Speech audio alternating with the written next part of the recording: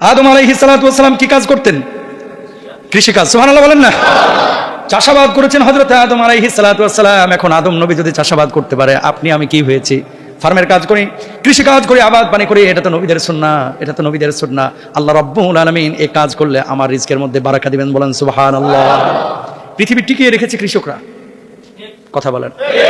এই যে ইংল্যান্ডে দেখেন, আমি ওই যে দূরের সফরে যখন যাইতাম, ইউরোপের ওইদিকে যখন যাইতাম, ওই যে Ireland, Scotland, Wales, Northern Ireland, যখন ট্রেনে যাইতাম না, একটা বাড়ি ধরেন এখানে দেখছি, ধরেন এই বাড়িটা এখানে আছে, ওই 3 কিলোমিটার আর কোনো বাড়ি নাই, আবার 3 কিলোমিটার পরে আর একটা বাড়ি, বুঝছেন? এই বিশাল বিশাল ফাঁকা জায়গা, এগুলো নে জমি কি ভাই, বিশাল। ঠান্ডা দেশ না, যে কোনো সবজি দিলেই কিন্তু ফসল হয়, কিন্তু লাগানোর মতো একটা মানুষ নাই। এরা কি করে? গোশের দাম কম, লাউয়ের দাম বেশি। একটা শাক মাঝে মাঝে মনে হয় যে এর চাইতে তো স্বর্ণের দাম কম, কথা বোঝেন নাই? তা এবার আপনি বলেন তো, যারা বিমানের ইঞ্জিন বানাইতে পারে তারা কি কৃষিকাজ করতে পারে না?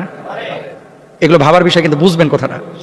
যারা বিমানের ইঞ্জিন বানায়, যারা ট্রেনের ইঞ্জিন বানায়, যারা বড় বড় মিসাইল, পারমাণবিক বোমা বানায়, এরা কি চাষাবাদ করতে পারে না? কিন্তু কেন করে না?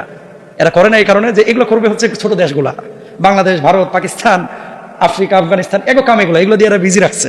তো ঠিক আছে, আমরা এগুলোই করি। ঘটনা হচ্ছে যে এই যে হরমুজ প্রণালীর মতো যদি কিছু প্রণালী বন্ধ করে দেওয়া হয়, আপনি কি জানেন ইউরোপ না খেয়ে মরবে? বোঝেন নাই মনে হয়। যদি ভারত থেকে চাল না যায়, এই যে বাসমতি চাল, পুরো ইউরোপ ভারত আর পাকিস্তানের উপর নির্ভরশীল।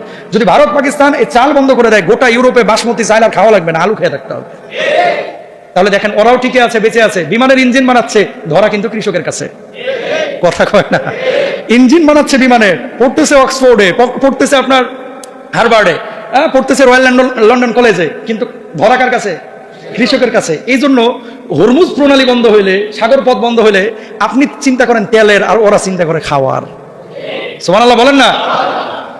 তো দেখেন, কৃষিকাজ তারা কিন্তু করতে পারতো, কিন্তু করে না কেন? তারা চিন্তা করতেছে আরো বড় কিছু আমরা করি। এগুলো করার মানুষ আছে, তো ঠিক আছে, আমরাই করি না, কারণ এটা নবীওয়ালা কাজ, কৃষিকাজ। মনে রাখবেন, যে রাষ্ট্রে, আমি আবারও বলেছি, বাংলাদেশে তেল বন্ধ হতে পারে, বিদ্যুৎ বন্ধ হতে পারে, এদেশের মানুষ না খেয়ে মরবে না, ইনশাল্লাহ ইনশাল্লাহ ইনশাল্লাহ। কারণটা কি? এদেশের মানুষ প্রত্যেকেই নিজেরা উৎপাদন করতে পারে। একটা বীজ ফেলায় দিলে ওখান থেকে গাছ বাইর হয়ে যায়। রহম কার? আল্লাহ। সুতরাং কৃষিকাজকে খাটো করে দেখা যাবে না, এটাকে বড় করে দেখতে হবে, ইনশাল্লাহ বলেন।